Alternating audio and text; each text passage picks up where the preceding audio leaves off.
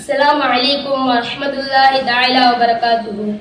الحمد لله رب العالمين. اللهم صل على سيدنا محمد وعلى آل سيدنا محمد الذي قرنت البركة بذاته محيا وتعثرت الأوالم به بذكره وريا. الحمد لله. அல்லாஹ்வுடைய அளப்பெரும் கிருபையால் நம்ம இன்னைக்கு கஸஸுன் நபியின் என்ற கிதாபை தொடர்கிறோம். முதலாவதாக மன் கஸரல் அஸ்னாம, இதை பற்றி தான் பார்க்கிறோம். மன் கஸரல் அஸ்னாம, சிலைகளை உடைத்தது யார்? பாயுல் அஸ்னாமி, சிலை விற்கக்கூடியவர்.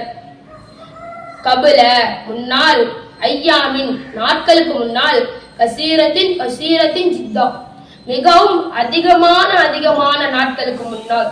நம்ம பெரியவர்கள் கூட சொல்லுவாங்க, ரொம்ப நாளைக்கு முன்னாடி இப்படி வந்தது, ரொம்ப நாளைக்கு முன்னாடி இப்படி நடந்ததுன்னு சொல்லுவாங்க. அந்த ரொம்ப நாளைக்கு முன்னாடி தான் மிகவும் அதிக நாட்களுக்கு முன்னால் என்று கூறுகிறார்கள்.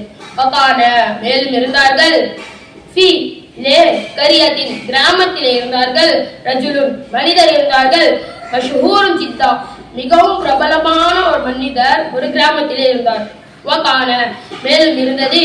இஸ்மு, பெயர் இருந்தது. ஹாதர் ரஜுலி, இந்த மனிதருடைய பெயர் இருந்தது ஆசர, ஆசராக இருந்தது. வகான, மேலும் இருந்தார்.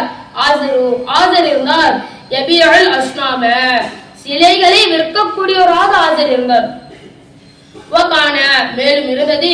ஃபி ஹாதில் கரியதி, இந்த கிராமத்தில் இருந்தது. பைத்துன், வீடு இருந்தது. கபீரும் ஜித்தா, மிகவும் பெரிய வீடு இந்த கிராமத்தில் இருந்தது. வகான, மேலும் இருந்தது. ஃபி ஹாதல் பைத்தி, வீட்டிலே இருந்தது. இந்த வீட்டிலே இருந்தது. அஸ்னாமுன், சிலைகள் இருந்தது. கசீரத்துன் ஜித்தா, மிகவும் அதிகமான சிலைகள் இந்த வீட்டிலே இருந்தது. வகான, மேலும் இருந்தார்கள். அன்னாசு, மக்கள் இருந்தார்கள். யஸ்ஜுதூன லிஹாதிஹில் அஸ்னாமி, சிலைகள், இந்த சிலைகளுக்கு சுஜூது செய்யறாராக மக்கள் இருந்தார்கள். வகான, மேலும் இருந்தார். ஆசரு, ஆசர் இருந்தார். யஸ்ஜுது, சுஜூது செய்யக்கூடியவராக இருந்தார்.